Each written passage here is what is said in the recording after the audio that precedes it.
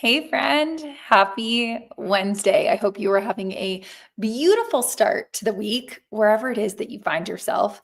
And I would love to know where you find yourself. So, welcome to our weekly coffee chat. And if you didn't get the hint already, I would love to know where you're coming in from. And the chat is kind of the place where we make that happen. So, there's two ways to go about today's coffee chat. There's the sit back, relax, and enjoy the conversation we're about to have. There's always that. Or there's the way that I prefer, which is to lean in, lean forward, get your fingers typing, and actively be a part of this conversation by asking great questions. However, if you are listening to this on your favorite podcast network while you fold the laundry or walk the dog or do the dishes, never fear because you are like me and I am like you. And so we'll probably want to ask the same questions. But if there is a question that I don't ask or that we don't ask that you think, oh, why didn't they ask this question? You can always write into us and we will get that question answered for you. So I don't want you to feel like, oh, I had to miss the session. And because I had to miss and they didn't ask the question that I wanted to ask, then we didn't get to that question. So never fear, my podcast listeners, even if you didn't join live, that's okay. We will still get your question answered. I want to say a big hi to Leonardo, who's coming in from Colombia, and Kathy, who's coming in from the UK. We have Giacomo and Shelby and Jeff and Jim and Aaron and Jacqueline. And wow, we just have a really great group here today. And I know this group pretty well. And I know that they're also going to have a ton of really good questions along with me, because I will brag about myself for a second. I think I will also have a lot of good questions. But the questions that we are going to be concentrating around today are going to be all about communication and how to communicate in places and ways that might make us feel a little uncomfortable. So those difficult conversations, or those conversations that you might have a lot of conflict, but you want to have less conflict, or relationships that you think, okay, we're on a scale of 1 to 10, we're like at a 5 right now, but I really want to move us up to an 8, by the end of the quarter, because I know that our communication needs to be stronger. So I always struggle with difficult conversations because I'm a people pleaser. And so it's always hard for me to deal with conflict. So in my wanderings, I stumbled across Melanie Whitney. And so Melanie is a communications coach and an instructor, and she runs workshops. And it's all about really empowerment-based communication. So digging into those hard conversations in a way that makes you feel like, oh, I got this, instead of like, those tight knuckle gripping, like, oh, I have to have this conversation, but I really, really don't want to. So I love kind of her attitude around really using this as an opportunity to feel empowered, feel good going in. And I also really like that she gives practical tools, which and I know are so important. Like, we want something that is instantly actionable that we can start doing today. So without further ado, I hope Shivani and Arpa and Ashley and Usha and Scott and Leonardo can help me raise your caffeine of choice and help me welcome Melanie to our coffee chat. Hi, hi, hi. How's it going? It's going awesome. I'm really excited about our topic and really just like the coziness of this whole setup. I'm like, look at her in the woods. I need to be where you are. I need to be on your level right now. Well, I feel like it's a very zen moment for a topic that, at least for me, is not very zen and instead very anxiety inducing because, like I said, I'm a people pleaser. So difficult conversations for me are like I have to practice in the mirror like over and over again. Most people, Kim, you're in good company. I'm so curious. I feel like for me, if you said, Kim, pick any job in the world that's not what you currently do, I'd be like yoga instructor or a Ooh, baker for croissants. okay. Like, I don't know, I'd pick something totally different. You picked what I can only refer to as like sort of my worst nightmare. like you picked to go into like conflict and difficult conversations. So I'm so curious, what made you pick that out of all the communications kind of angles Yes. that you could go into? Oh my gosh, such a great question because I did not pick it. It picked me. This was not my choice. I was going to go into like event planning and media and be, on the other side of the camera and doing that stuff. But, I grew up in a household that where we didn't know how to communicate. We didn't know how to express emotions. And, it was something I really struggled with. So we were at opposite ends of the spectrum. You were doing people pleasing and I was not knowing how to manage my feelings and exploding my feelings after bottling them up. So I was like an emotional reactor to conflict, and it always made me feel like I was doing something wrong, right? Even with the most innocent feedback, I felt like I was doing something wrong. And so after doing a lot of self-work and being in college and taking a couple communication classes, I was like, "Huh, there's something here for me, just personally." And there was a lot of healing that took place over the years, and here we are. Like, it ended up being my career. I ended up being so passionate about the transformation that communication gave me, learning communication and mindfulness, because I combine the 2, because I feel like they're not complete on their own, the way that people can find information online and things like that. So anyway, it was a big happy accident. I did not say, "Yay, let's go talk about uncomfortable things." It just kinda happened that way. Well, one of the things that I love that I feel like you do a really good job of kind of sinking into is most of the kind of tips and tricks and tactics that I've seen online about dealing with difficult conversations have to do with the other person, Mhm. or have to do with, how you're presenting that kind of information. And what I think is really unique about what you do is you do a lot of what would I would call pre-work. So Mhm. sort of work on how you think of situations. So things that you can control versus things that you can't control, and that sort of thing. And so I think that that's really unique. What do you think are some big sort of blind spots in that pre-work stage that most people aren't doing? Oh my gosh, that's such a big question. Like, it's we need to chop it up because we have so many blind spots. It's why I have a job. Yeah. It's literally why I have a job, because we have really, by like, especially in American culture, but all cultures, all humans, we have an ego. And I don't think many of us understand when we hear the word ego. Like, if I was to say Kim has a big ego, that would translate to most people is that, oh, Kim is full of herself, right? So we really think that's what ego means. But really, in the world of mindfulness, when we say the ego, we mean your attachment to your identity, your role at your job, your different roles, being a mother, being a wife, being a daughter, being whatever it is, living in a certain zip code, driving a certain car, being whatever it is that you are attached to. That's kind of like this false sense of self, really, because we can't totally control all of those things. I can get your job title can be taken away from you tomorrow, right? There's so many things that can happen. But I think when it comes to the pre work that you're talking about, is a lot of the time when I'm working with clients, especially like executives, people in positions of power, and there's hierarchy, is there's a ton of blind spots about how our ego is showing up in these conversations and how our ego shows up to our or influences our desired outcomes. And when I come in and offer peeling back the layers of these different blind spots, almost always, Kim, it's connected to the ego and how much we are uninformed about our own egos and how they're running our lives.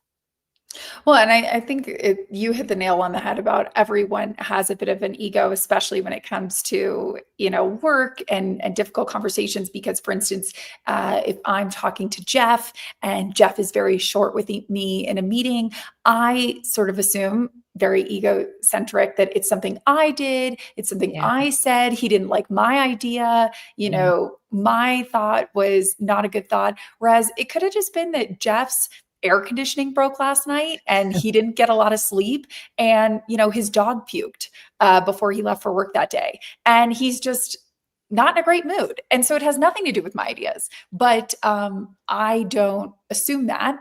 I assume that it's all about me and it's all about myself and my ideas. So if how can we kind of get out of that, or how can we figure out, is it just asking questions in a meeting or kind of repeating back like, hey Jeff, I hear you being short with me. Is that because you don't like these ideas, or is that, some other reason? Like, is it just kind of more investigative questioning? You're onto one of so there's two tools you're actually combining in what you're explaining. And they're two of my favorite tools that I always bring up. It's like one of the ABCs of mindful communication. So what you just brought up happens so often, right? Something happens and we create a story about what happened. And that's literally the default network in our brain. Our brain is designed to help us survive, right? So your brain is going to assess the information, make up a conclusion so you can make a decision. So our brain is constantly operating in that way. And the problem with that is it's often making a lot of assumptions. And so there are two tools that I will repeat until my dying day of doing this work is one thing you brought up was perception checking. So perception checking is Jeff was short with you, right? And let's say I'm your coworker and you tell me, "Oh my gosh, I think he's upset." I think and you're, saying all the things. I'm then going to be your amazing coworker and be like, "Wait, Kim, let's stop the ego from making stories and I'm going to invite you to do two things." So, an easy way, and this is best done, I think, in the beginning silently by yourself. And then the second step is trying to communicate it to someone else. So, perception checking in your own head would be okay, Jeff was really short with me in the meeting. That's really unlike him. I wonder if he hated my idea. Oh, is it because I didn't respond to his email right away? And I'm creating all these things, right? So, what I need to do is notice that I'm spiraling, creating stories, create a pause.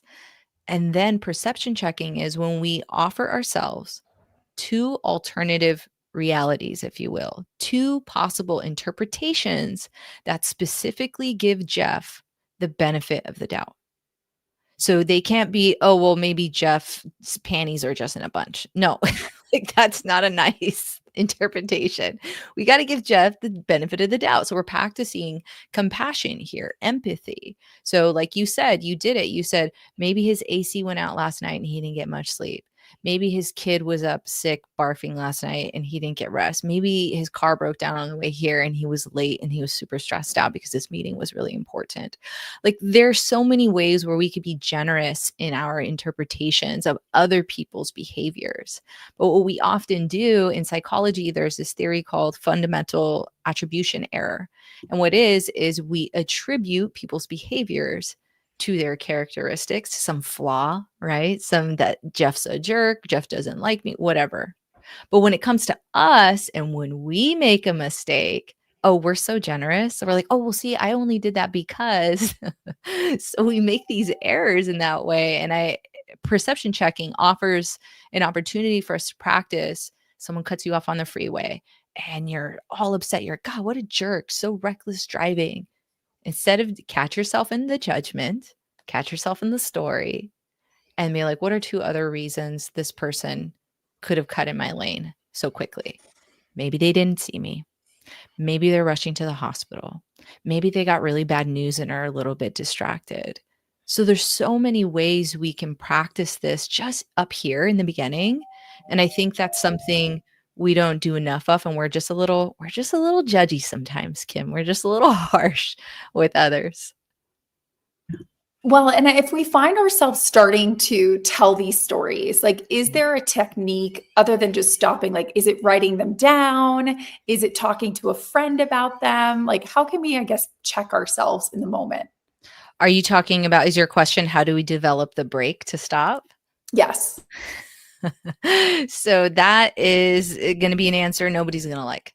Nobody's going to like this answer, which is you need to slow down in your actual life. You need to practice mindfulness, meditation, nervous system regulation, because the reason we're responding so unconsciously so quickly is because we're in overdrive. We're in survival. We're in a state of survival so much of the time. Look, like American culture is hustle culture. Go, go, go, go. Time is money, right? Being productive shows your sense of worth. So if you want to create that pause, and that is honestly the biggest reasons I started incorporating mindfulness in my communication workshops and practices because that's the most common question. But how do I create the stop? How do I know that I'm doing it? How do I make it stop when it's already happening? And it's this break of self-control, self-awareness. You have to develop the awareness. And how do we do that? We get you to sit down for 5 minutes and let's just breathe for 5 minutes. And your nervous system's not going to like it. It's going to be like, this is dumb. We could do, and I know this because I was that person. I hated Well, that. I think we've all been that person. That's part of the problem. Yeah. And it's because we really don't make the time to slow down. So how are you going to if you can't slow down in your everyday life and just take 5 minutes to breathe and to check in with your body and just come back to the breath, come back to the present moment, you really think you're going to be able to find pause in the middle of a conflict? Like when there's no stakes, you're having a hard time sitting. And when the stakes are high, you all of a sudden want to be able to do that. And I just try to show people it's what a disconnect in the logic there. Right? So that's my answer to that is we got to teach you other ways to slow down. And I'm sure we'll talk about other ways because I didn't do meditation for years, Kim. I avoided it. I was like, nah, there's got to be another way. There's got to be a more productive way than just sitting. And I found ways around it for a little while. There are things which we could talk about, but yeah, it was ultimately when I just okay, do the pain points hurt enough for me to try something new? How do you deal or what advice do you give to people that are maybe sort of in the moment? So you're in a sales meeting or you're in a marketing meeting and you can sort of see the temperature in the room starting to rise. Is there any sort of, I don't know, interception or something that you can like throw in the mix when you start to feel, and it might not even be you, it might be other people in the meeting that you can kind of see are starting to kind of take it up a notch? I think something simple that we can do is notice these two words that we use, you and I. A lot of the time when things start to escalate, like you're talking about in a meeting, even if if you're not the one involved, even better, you can study and learn from afar. But you'll notice that things escalate when I say, well, Kim, you didn't turn in that report on time. So of course my team is 2 days behind. Like, we rely on your team to deliver things. And so I know you guys were slammed with XYZ, but you got it to us late. So everything is you, you, you. How is that going to make you feel, Kim? Super defensive. Yeah, right? You're going to be like, you're going to want to be on guard. So what ends up happening is we have two adults who are really acting like children because their inner teenager, their inner child, right, that's wounded is getting activated. And what ends up happening is each person wants to be validated first. And then we're having this dance of, well, no, you validate me first. No, you validate me first. And then we're so stubborn that nothing actually ends up getting resolved. We end up just having to peak the conflict before anything actually gets done. Right. And again, that has back to do with feeling like in a state of survival. When you need to defend, you're in fight. Right. Then we have people who go into flight, who flee the situation, who shut down and just let the other person do all the talking. So there are other ways that we escalate, so to speak. And when that happens, what I would say is pay attention to the language of you. All in the example I gave, I was saying, you gave us the report late. My team couldn't get started on time. You did this. So what we want to change it to, and anyone can look this up. This is a very well-known tool in communication and in interpersonal communication. It's called I language. And so I language is just shifting the same thing I want to tell Kim, like, dude, your report being late is what escalated this, but I also need to take a part in it. And that's the thing I think we forget is there's always a part for me to play. Meaning, even if it's just me owning my feelings. So if I say, so I language involves three steps. You're going to state an emotion. I feel, not I think. Okay. I feel. So there's a big difference there. I feel. Then I'm going to describe Kim's behaviors without judgment. Okay, without judgment. That's a key part if I don't want to make her defensive. And then the last thing, I'm going to explain the consequence that behavior had for me so she can take a peek into my world without me having to like rub her nose in it, the way we do like training a puppy to pee on the pee pad, right? And so what I would say is something like to the effect of I get really anxious, Kim, when the reports aren't turned in on time. I I then worry that my team is not going to be able to execute it on our deadline. And I worry how that's going to make all of us look to our boss. So it's all about how I feel. I feel anxious. I feel worried. I'm worried about how it's going to the consequences, the perception of, what they're going to view our whole team like, instead of me saying, "Well, you didn't show up for us. You didn't do this." You don't need to do that. People know when they mess up, right? And that offers then Kim an opportunity to say, "You're right. We turned in the report late. I'm sorry about that." Or Kim may double down and be like, evade a responsibility and escalate it even more, because that happens too. I see it. It happens. And I have to not take that personally and see Kim's limitations and be like, okay, she's not capable of meeting me where I'm at. That's fine. That's fine.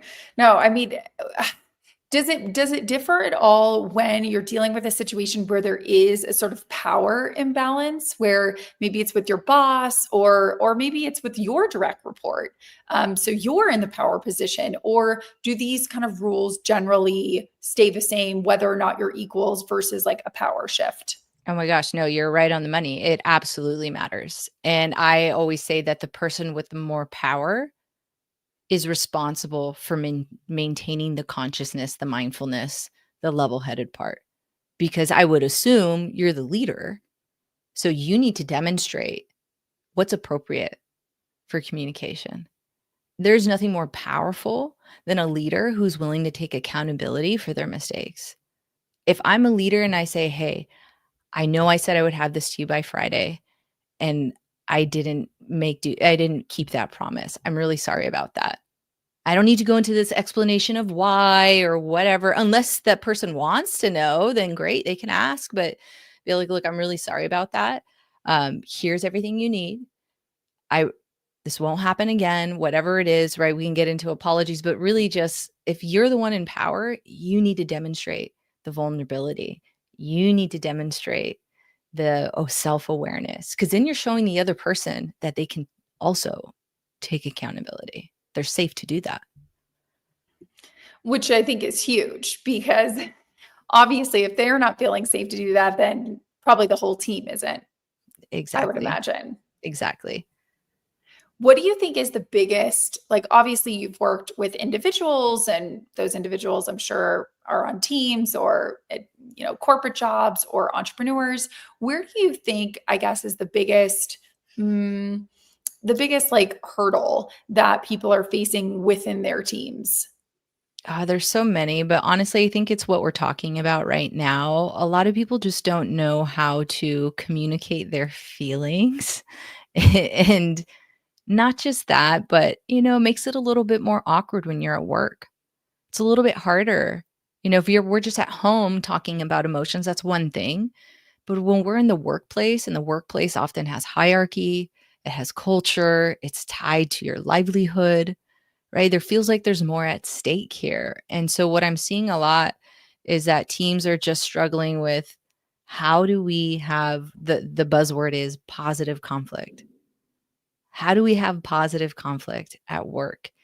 And really what I always say is, cuz often I'm brought in to do a workshop for the employees, right? But then the managers are not there. The supervisors are not there. And you're like, you need to be here too. If anything, the workshop should be for you guys, because when you model it, you're then creating culture and psychological safety for everyone. It's kind of like monkey see, monkey do. Like if the leaders are doing this and this is the standard, it's going to trickle down, so to speak. But that's like the one thing that I see is conflict is really huge. How do we express ourselves?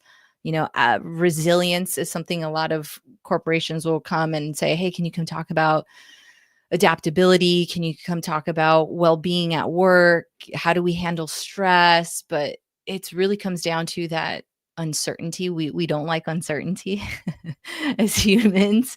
We don't like it. We don't like being uncomfortable. We like control. And there's so many things in the world we can't control. So I would say the biggest thing is handling conflict, managing our own emotions, self-regulation, and how do we deal with other people who are learning to do that for the first time. I'm curious, for you, I think I'll speak for myself. I think one of the biggest, maybe adjustments. So I have friends that kind of range from age 50 to maybe age 30, like that 20 years kind of like my peer group, give or take in any direction. And I think one of the things that I keep hearing from them, a lot of them are entrepreneurs or run divisions or run companies. And a lot of the things I'm hearing from them are, and maybe this is just how we grew up, like when we started working in the early 2000s, was kind of like almost like leave your feelings at the door. Like, I don't want to hear about your boyfriend's breakup. I don't want to hear about how your roommate's mom's brother is in the hospital. Like, kind of this division of like church and state. Like, work Yep. is work and your personal life is your personal life. And so, some of the things I'm hearing from them are, we want to be empathetic, or, we want to deal with people's feelings. But after a while, if we're dealing with Bob's constant anxiety, as a manager, I'm going to get very exhausted by Bob, like very quickly. So, how do you, I guess, what is the balance between sharing those feelings, or sharing a lot of those I feel statements, but also not like diarrhea of the mouth, like just like emotionally dumping all of your, I don't know, anxiety, feelings, highs, lows onto your boss or your team? Like the Yeah. overshare, I guess. Oh, no, it's such a juicy question because it's two-part, right? If I'm the leadership at this business or corporation, the main question is when I get asked that, because it's a very common question, you're right, and it's often from leadership, it's like, "I get it. I'm trying to be empathetic. I'm trying to do the things, but man, like, I didn't sign up for this," is often the answer, the response that I get, and I empathize with Or I feel unqualified. Like, I'm that. not a therapist. Like, I mean, Exactly, I'm a therapist according to my Google search or like my chat GPT, but I'm definitely not right? qualified. I have no degree. And that's a different response, right? There's a difference between, "Oh, I don't wanna deal with this, suck it up." And then there's a difference between, "Oh my gosh, I empathize with you, but I'm not qualified to, like, help you." Those are 2 different reactions. The, "I'm not qualified, here are some resources," that's a beautiful thing you can do. You're self-aware that you're not qualified, you've given this person a few minutes to hold space, and now you're redirecting them to let them know, "Hey, I care, and I care so much, I'm gonna try to get you to the right person because 'cause I'm not it," right? So that's a beautiful response. But the response that I kind of push up against is the one where, and I get it, again, like my friend group, my peer group is about the same age as yours, and it's often the older generation, Gen X, boomers, right? They're like, "Dude, my boss didn't do this when I started. I had to suck it up. I didn't get to get a day off because whatever," right? And I get that, but this is what I hear, Kim. When they say those things, it's kind of like there's a resentment that nobody saw them when they were going through that. There's this envy almost, maybe unconscious, that they didn't have that, and now they're expected to give that to their employees? Like, that doesn't seem fair, right? And this is where I take the people who are allow me to, the execs that allow me to, and honestly, most do behind closed doors in a coaching setting, is I show them that they're operating from a wound, not wisdom, not all the knowledge that they've collected. They're operating from a wounded place that says, "Well, I didn't get that. And look at me. I just turned out fine." And I'm like, "Did you? Because we're here in this coaching session." Did you? Yeah, you got through it. You survived. But man, it was a struggle.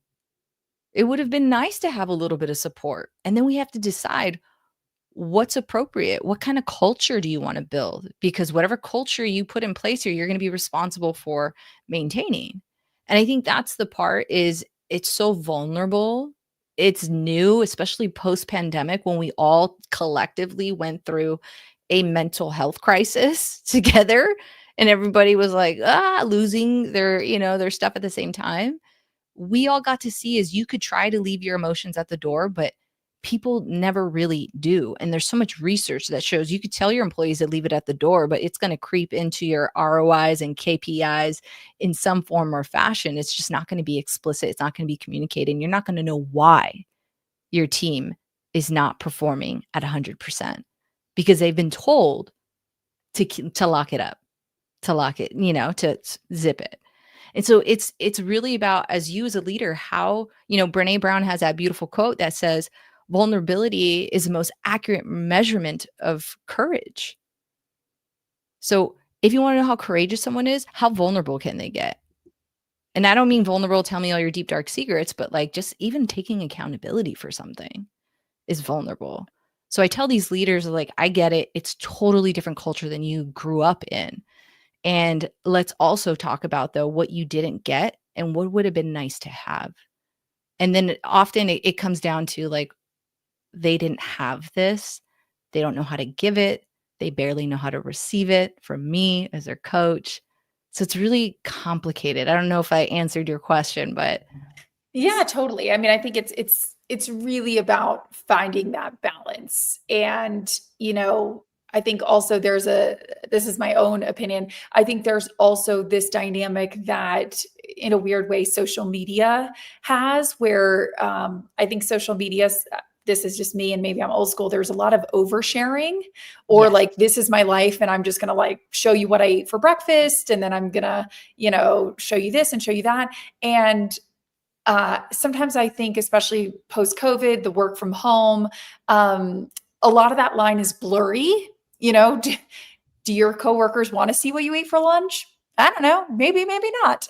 So sometimes I think that gets a little blurry. Like how much are we sharing at work because we want to bond or we kind of want to seem open or that we're open to sharing, but also like maybe how much is too much and maybe like that's best left for an Instagram post, maybe not a LinkedIn post. Like at some point we got to figure out like what is appropriate for work and what is appropriate for kind of personal time. But see, that's the tricky thing, is according to who?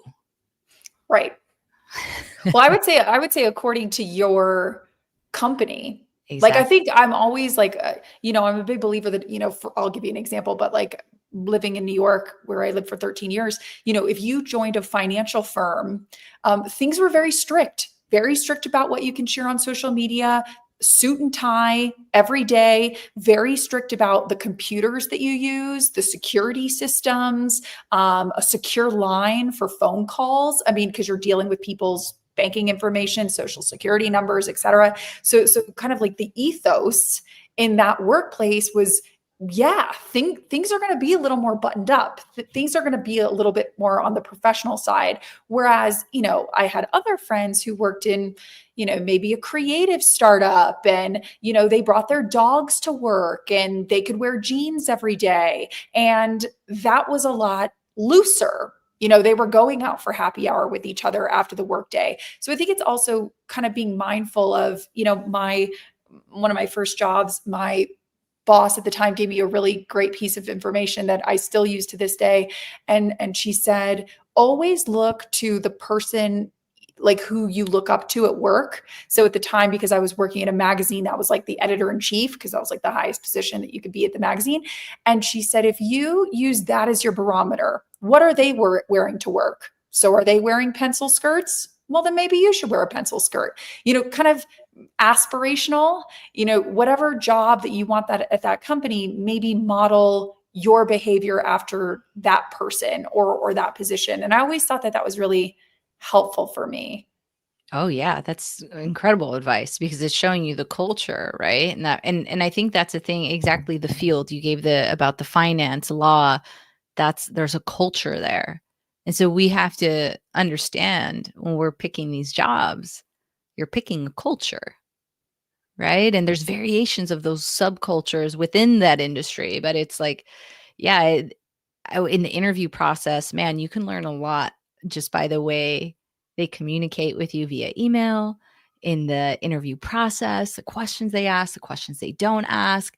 Like, I mean, I communication nerd out when people tell me stories. I'm like, oh, well, the red flag, like, you had a couple early red flags. But yeah, it's like you said, it comes down to what culture am I okay with? What's in alignment with my values? And I love the example you gave about looking to the position you would aspire to be in as a barometer of what's appropriate. Totally. I love this question from Kathy, and it's a little spicy, but I want to make sure that we touch on it. Ooh. Do you find that there are sort of gender differences in the workplace? So, for anybody who's listening, Kathy's question is I struggle with admitting that someone has hurt my feelings as I worry that it's a sign of weakness or failure with my work. And I'm inferring this, Kathy, so you can tell me if I'm wrong, but I think a lot of women tend to have this. I mean, of course, everybody can have this problem, but I think that is typically more of a female skewing question. Oh, yes. I mean, so we have stereotypes, right? And there we have double standards where women are told that if they're, very assertive, they're the B word. If a man is, oh my gosh, he's such a great leader. Like, yeah, there's definitely all of that, unfortunately, still. But what she's saying about expressing like an emotion, like, hey, that really hurt my feelings, what you did. It's all in the way you carry yourself as well, because there's an energy into which we speak and when we share something. There's a difference between me saying, oh, hey Jeff, when you sent me that email or you called me out in that meeting, I didn't like that. There's a million ums in that. I don't seem confident. Like, it's yeah, you're gonna look weak, right? Especially as a woman, there's a double standard, absolutely. But there is a way to assert yourself and to be like, hey Jeff, can I speak with you about something that happened in a meeting yesterday? Sure. What is it, Melanie? You're like, remember when you asked for feedback on XYZ and I raised my hand and I gave you the feedback because I was the, project manager for that, and you interrupted me when I was talking? Jeff will probably be like, oh, I interrupted you? I didn't even realize that, even though he does, right? And you're like, yeah, you did. And you say, that really just made me feel, you don't have to say hurt my feelings. You can say, it just made me feel like what I was saying wasn't valued. And I would love that next time when I share, because I'll keep sharing, when I share next time, can I just finish what I'm saying? I know that's not what you meant to do, Jeff, but I just wanted to be clear because I want this line of communication open. I want both of us to be the best at our jobs, blah, blah, blah, blah, blah, blah, blah. So there's a way to express yourself and own your power. And as a woman, unfortunately, we have to do a lot of prep and pre-work because you're not just managing expressing your own emotions. Often you're also tasked with managing the other person's emotions because they don't know how. Oh, no, 1,000%. I feel like that's definitely something that happens, quite a bit, Oh, yeah. for better or for worse. You mentioned, Brene Brown earlier. I'm wondering if there are any other, I don't know what you would call them, content creators or authors or people that you look up to, whether that's, books that they've written or podcasts that they host or content that they put out that you think is really helpful or that inspires you in this line of work. Oh my gosh. Yes. Let's see what I can pull out of my head. Brene Brown has incredible content around, especially in the workplace. I believe it's called Dare to Lead. I would check that out. If you haven't read Atlas of the Heart, you'll learn all about your emotions and how to identify them in that book. Amy Cuddy is incredible when it comes to workplace stuff.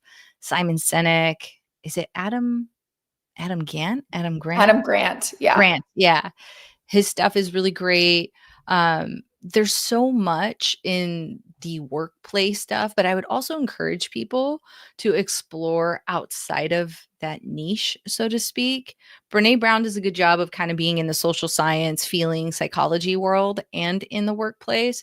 But I would encourage you to go read a book like in mindfulness. Eckhart Tolle is a huge thought leader, and he has a book called The Power of Now. It's not an easy read. You will sit with it. You will not like it because it will call you out on all your crap.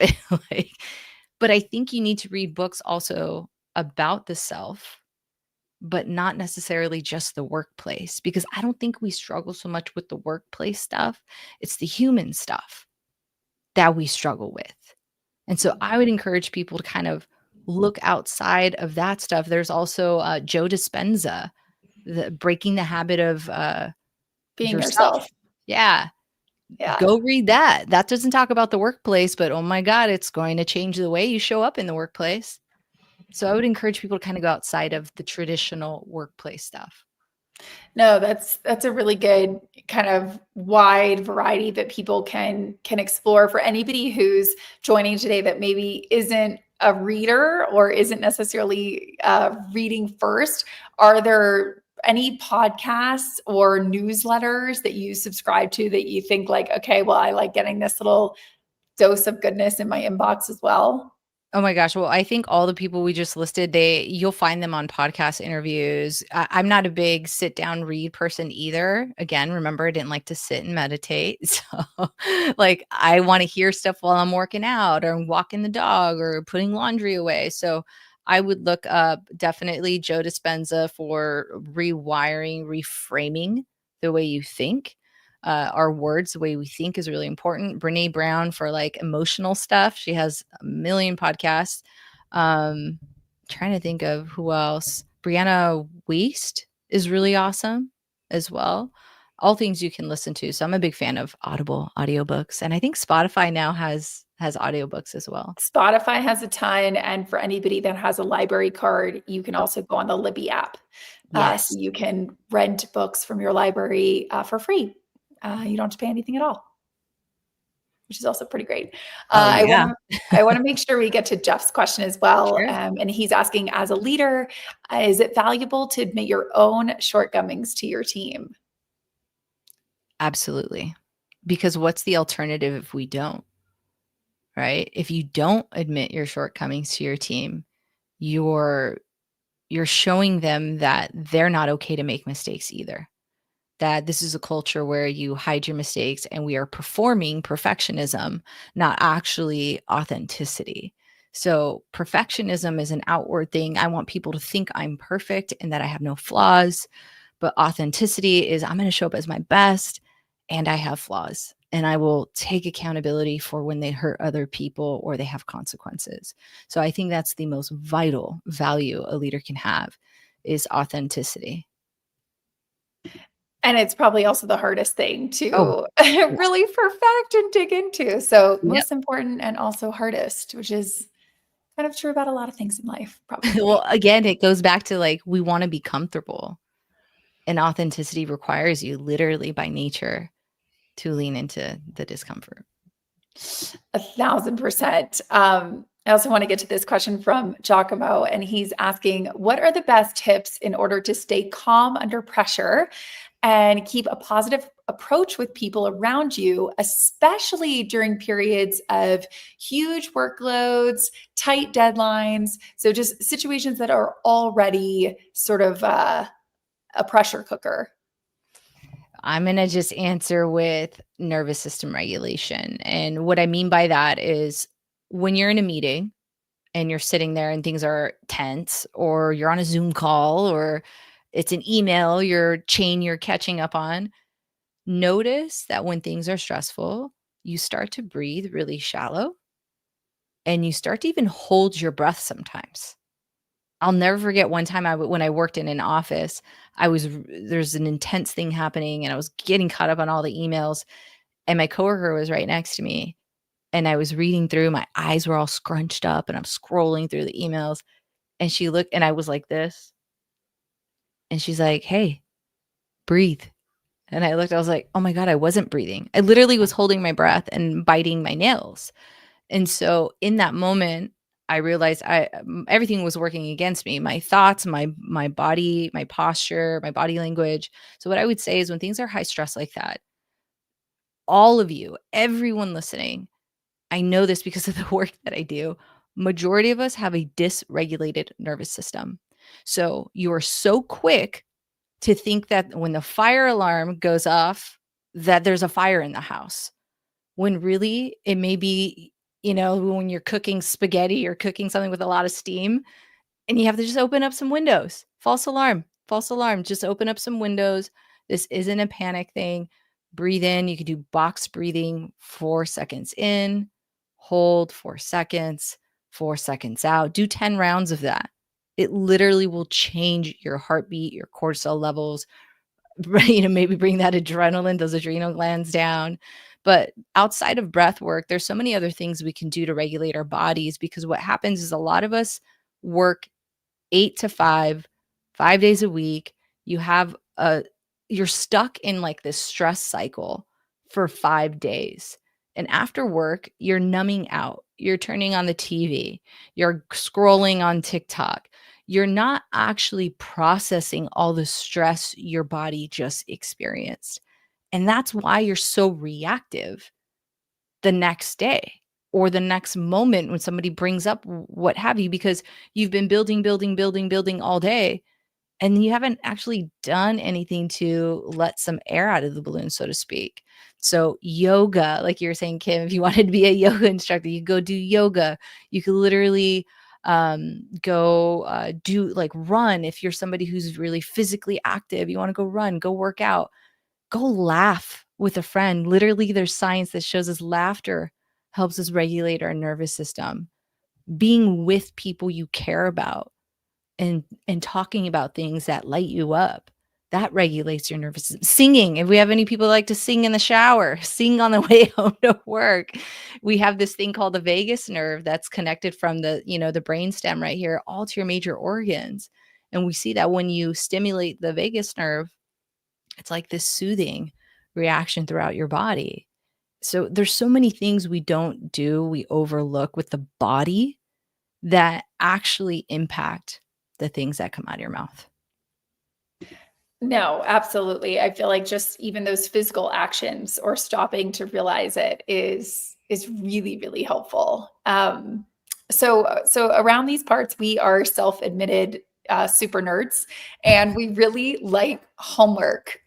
So if you could give us a homework assignment for the rest of the week, it could be to do something, it could be to try something, it could be to listen to something, it could be to watch something.